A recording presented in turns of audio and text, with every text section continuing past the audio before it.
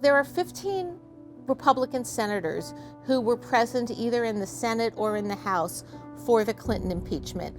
Impeachment is about cleansing the office.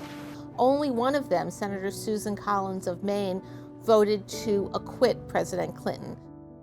So one really interesting question that I think Republicans ought to be asked to grapple with is, why was President Clinton's behavior so serious that it warranted his removal from office, but President Trump's is not so serious that you don't even need to think about calling witnesses against him?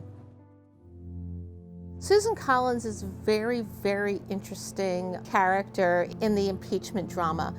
I am willing to travel the road wherever it leads, whether it's to the conviction or the acquittal of the president. But in order to do that, I need more evidence. I need witnesses and further evidence to guide me to the right destination, to get to the truth.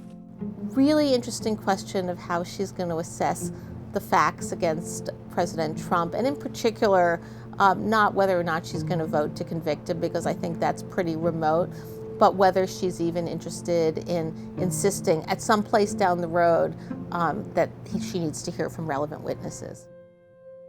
Back then, the Republican impeachment managers were arguing, please, please, please let us call some witnesses. They wanted to call originally 10 to 12 witnesses. They wanted to call President Clinton himself. And the House managers did not get all the witnesses that they wanted, but they got 3 witnesses. Now, shoe on the other foot, parties reversed. Republicans are not interested in hearing from witnesses. But in this case, unlike in the Clinton case, these would be witnesses, the ones that the Democrats are arguing for, that no one has heard from. Witnesses like John Bolton, who has told us he's willing to come testify if subpoenaed.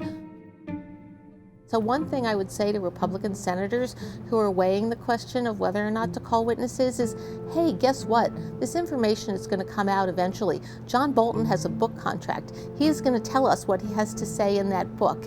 Figuring out how you want history to judge you is also something you might want to keep in mind.